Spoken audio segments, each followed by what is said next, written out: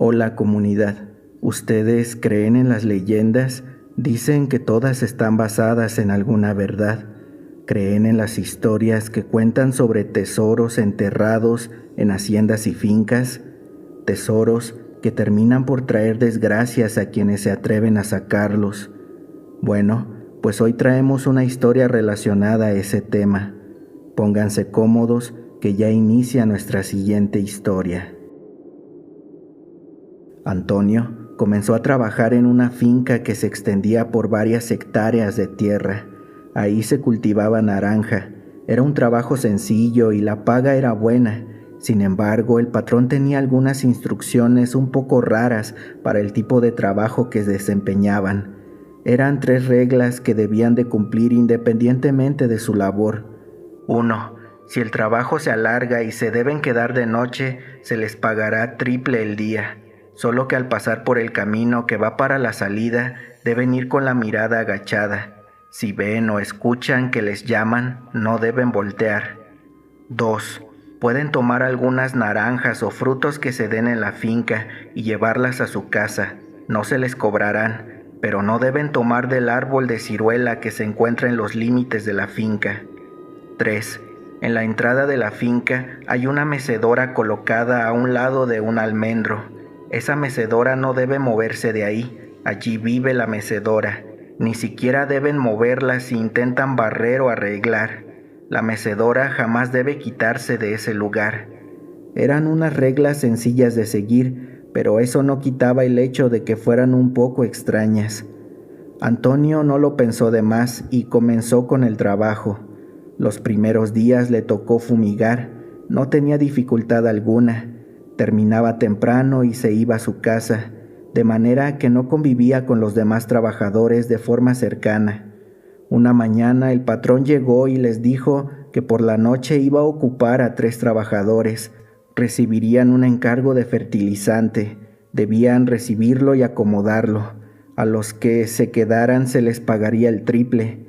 Antonio de inmediato levantó la mano, creyendo que serían bastantes los que lo harían. La sorpresa es que solo fueron 2 los que lo hicieron, Antonio y un trabajador de nombre Gustavo. Al tercero lo escogió el patrón. Su nombre era Fernando. Separando a los 3 del resto, les dijo que debían esperar al tráiler, no del lado del que entraban, sino en la parte trasera de la finca. Por ahí pasaba un camino por el cual entraría el chofer con el producto. Dicho eso, se fue. Ellos trabajaron normal y ya por la tarde, cuando se estaban yendo todos, Antonio se acercó a Fernando y le preguntó por qué nadie quería quedarse si les iban a pagar triple. Él respondió que nadie se quería quedar porque decían que espantaban en la noche. La mecedora se movía sola y se escuchaban gritos a lo lejos. Antonio, algo incrédulo, pensó que solo le estaba jugando una broma y lo dejó pasar. Cuando todos se fueron, los 3 que se quedaron se acomodaron cada uno en un árbol y se durmieron un rato. Antonio durmió en el ciruelo del que no debían consumir su fruto y, haciendo caso omiso, cortó algunas ciruelas y se las comió. Como la finca se encontraba en medio de la nada, la luna era su única iluminación, así que cerca de las 8 de la noche llegó el tráiler con el producto. El chofer abrió la caja, comenzaron a descargar y a acomodar. Al ser bastante la carga, terminaron varias horas después. Al hacerlo, el chofer se fue y se quedaron ellos 3 solos en la finca de nuevo. La oscuridad era total, salvo por la luz tenue de la luna que se filtraba a través de las hojas de los naranjos. El sonido del viento sería un susurro constante. El sereno se sentía como una capa fría y húmeda sobre los rostros de Antonio, Fernando y Gustavo. La sensación de humedad en el aire era palpable y casi pegajosa. Los sonidos de la noche, como los grillos y los murmullos de animales nocturnos, eran lo único que podían escuchar. Como ya era de madrugada, no se fueron a sus casas, decidieron esperar ahí hasta que amaneciera, cumplir su jornada del día y retirarse. Antonio estaba acomodándose en un naranjo cuando percibió a lo lejos una luz muy fuerte. Era el árbol de ciruelo que estaba en llamas. Entonces alertó a Fernando y a Gustavo. Todos, al ver el fuego, corrieron para ver qué lo había provocado, pues creían que tal vez una pequeña chispa era la causante. Cuando estaban a pocos pasos del ciruelo, todos escucharon una voz que les dijo: «Si quieren el oro, este se encuentra enterrado al pie del ciruelo. Solo deben desenterrarlo sin ninguna envidia. Estará ahí para quienes lo saquen, pero si alguno empieza con envidias o deseos negativos, me los voy a llevar y junto con él al oro». Al escuchar esas palabras, los tres voltearon y vieron a alguien recargado en un naranjo. Al momento en que lo vieron, el fuego que rodeaba el ciruelo se apagó. Cuando se acercaron, no tenía marcas o quemadura alguna, ni siquiera estaba caliente, y al voltear hacia donde les hablaron, ya no vieron a nadie. Luego de lo que habían visto, comenzaron a hablar entre ellos de cómo le harían para sacar el oro, pues el ciruelo estaba dentro de la finca y debían hacerlo sin que se diera cuenta el patrón o se los iba a quitar. Mientras hablaban de eso, Antonio les recordó que debían hacerlo sin envidias o no se llevarían nada. Luego acordaron que trabajarían de manera normal. Cada quien se iría a su casa y por la noche regresarían del lado por donde llegó el tráiler, evitando con ello que algún trabajador los viera llegar. Así podrían excavar y llevárselo. Por la mañana se vieron, trabajaron normal y por la tarde, al despedirse, se recordaron el plan que tenían. Cada uno llevaría una pala y un costal para echar ahí el oro y huir, pues con eso ya no tendrían la necesidad de trabajar nunca más. La noche era oscura y silenciosa. Cuando llegaron al lugar donde descargaron el fertilizante, los tres hombres se dirigieron hacia el ciruelo, listos para empezar a cavar en busca del oro. Se turnaron para hacer el agujero, que tenía un diámetro de 1,5 metros, y así continuaron trabajando un buen rato. Mientras Antonio cavaba, se dio cuenta de que el agujero ya tenía poco más de 1 metro de profundidad. Empezó a preguntarse si no estaban cavando en el lugar equivocado. De repente, su pala chocó con algo sólido. Soltó un gemido de satisfacción y limpió la tierra de alrededor. Allí, en el fondo del agujero, algo brillaba débilmente a la luz de la luna. Agachándose para ver mejor, Antonio se dio cuenta de que había encontrado lo que parecía ser la esquina de un cofre de madera. El corazón le latía con fuerza mientras contemplaba la pieza y antes de comenzar a tener pensamientos egoístas, les habló a sus compañeros.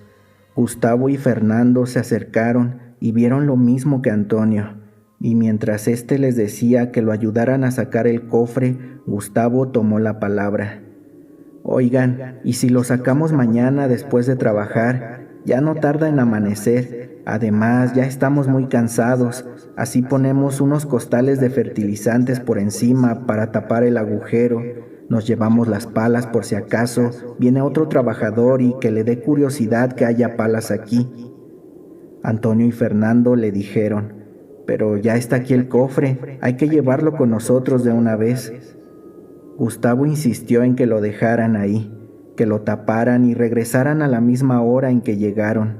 No muy conformes le hicieron caso, agarraron sus palas y se fueron. Por la mañana llegó Antonio y poco después llegó Fernando. El que no llegó fue Gustavo. A lo largo del día intentaron buscarlo por si había llegado y no se dieron cuenta. Sin embargo, luego de un rato entendieron que no iba a volver.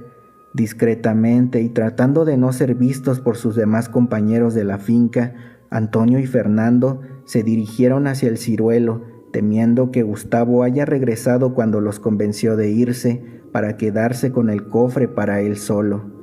Al llegar al agujero, sus sospechas se hicieron realidad, pues el agujero estaba destapado y los costales estaban hechos a un lado.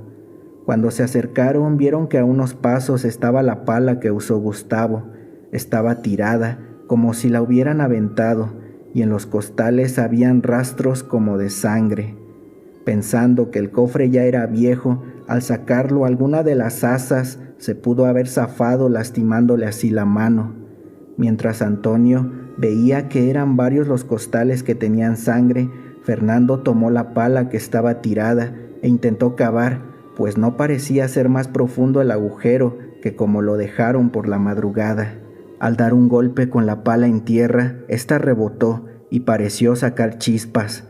Extrañado le dijo Antonio que fue como haber pegado con una piedra. Al mirar detenidamente, notaron que al fondo parecía haber una piedra grande, como si fuese una placa que cubría algo. Al buscar con la pala el final de la piedra, pero no encontraron nada. Tenían que excavar más, pero ellos estaban seguros de que el cofre se veía claro en la noche, justo donde estaba el agujero. Era evidente que algo más había ocurrido. Decepcionados, se fueron del lugar y terminaron su turno, pero como no sabían dónde vivía Gustavo, no pudieron ir a reclamarle o hacer algo al respecto, así que debían seguir trabajando con normalidad. Algunos días más tarde, Antonio vio a una mujer llorando que hablaba con el patrón. Él le dio un sobre y la mujer se retiró.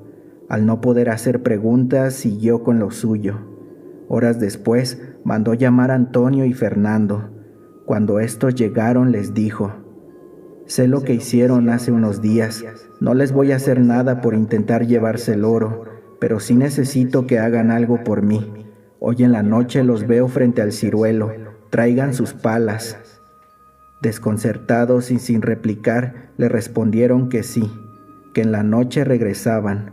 Ahí fue cuando recordaron que nunca taparon el agujero. Cuando llegaron, encontraron al patrón sentado en una piedra a un lado del ciruelo y con un costal en la mano. Les dijo que taparan el agujero y que terminando hicieran otro a 13 pasos del ciruelo, mientras les contaba una historia. La noche que vinieron a llevarse el oro, yo los estaba mirando desde el monte. Vi cómo se prendió en llamas el ciruelo y cómo después de cavar un rato, ustedes dos se fueron. Mientras se iban, Gustavo simuló irse también, pero después de esperar un rato se metió al agujero e intentó llevarse el cofre solo. Aventó lejos la pala, sin embargo no pudo sacarlo, pues al meter su mano, una especie de garra le tomó el brazo y no lo dejaba salir. Gustavo daba grandes gritos de espanto. Luego de un rato, lo que sea que le haya agarrado el brazo, se lo cortó del codo hacia abajo, y mientras escapaba, hizo el reguero que ustedes vieron en los costales de fertilizante. Mientras les decía eso, ya habían terminado de tapar el agujero y ya estaban cavando el otro que les pidió hacer a 13 pasos. Este nuevo agujero no era muy profundo y pararon cuando sintieron que golpearon algo. Para esto su patrón ya se había levantado de la piedra y estaba a escasos pasos de ellos, y continuó. Gustavo, como pudo, salió corriendo hacia su casa dando grandes alaridos. Al llegar, su mujer lo vio muy mal e intentó curarle el brazo y el susto que llevaba, pero luego de unos días falleció. Por eso vino hoy a pedirme dinero para el entierro. Le di lo suficiente para que se fuera para siempre del pueblo luego de enterrarlo. Cuando terminó de contarles eso, tomó el costal que tenía en la mano, a la vez que les decía: «Miren, esto es lo que quedó del brazo de Gustavo», dijo sacándolo del costal. Era su brazo cercenado, el cual aventó al nuevo agujero y les hizo mirar hacia abajo. Al fondo podían ver algo, pero no era muy claro. No obstante, cuando pusieron más atención, pudieron ver que era el cuerpo de su patrón. Lo reconocieron por el bigote y por el saco que siempre usaba. No parecía tener mucho tiempo allí enterrado, pero si el señor estaba ahí, ¿quién o qué era lo que los había llevado a ese lugar? Ya comenzaba a oscurecer, pero cuando levantaron la mirada hacia donde se suponía que estaba su patrón, vieron una figura oscura y alargada, con rasgos humanos pero retorcidos, con unos ojos que brillaban en la oscuridad como dos brasas ardientes. Ellos podían sentir una presencia malvada, como si estuvieran frente a un ser demoníaco. De repente, la figura abrió su boca para revelar una sonrisa siniestra, dejando al descubierto unos dientes afilados como navajas. Sin dudarlo, salieron corriendo de ahí, dejaron las palas y con la mayor velocidad que alcanzaron, se alejaron lo más que pudieron. Mientras corrían, notaron que la mecedora se estaba moviendo y detrás de ellos se escuchaban alaridos muy fuertes. Al llegar a sus casas, cada uno metió en una maleta lo que pudieron y luego de convencer a sus familias, huyeron del pueblo. Hoy en día el pueblo donde todos estos hechos ocurrieron se considera un pueblo fantasma. Ya nadie vive allí, pues después de un tiempo la finca cerró, todo se secó y jamás se supo cómo fue que el patrón terminó enterrado o si hizo algún trato para tener dinero y salió mal. Todo esto en el estado de Tabasco. Bueno amigos, esperamos les haya gustado el video. Díganos, ¿creen que todo esto sea cierto? Esto de los tesoros, donde se vea el fuego, ¿significa que ahí existe un tesoro enterrado? Y sobre todo, ¿será buena idea sacarlo? Déjenlo en los comentarios. Ya saben que si tienen alguna historia que nos puedan contar, nos la pueden enviar a nuestro correo electrónico o también a nuestra página de Facebook. Sin más, yo me despido. Soy Gerardo y los veo en la próxima historia. Hasta pronto.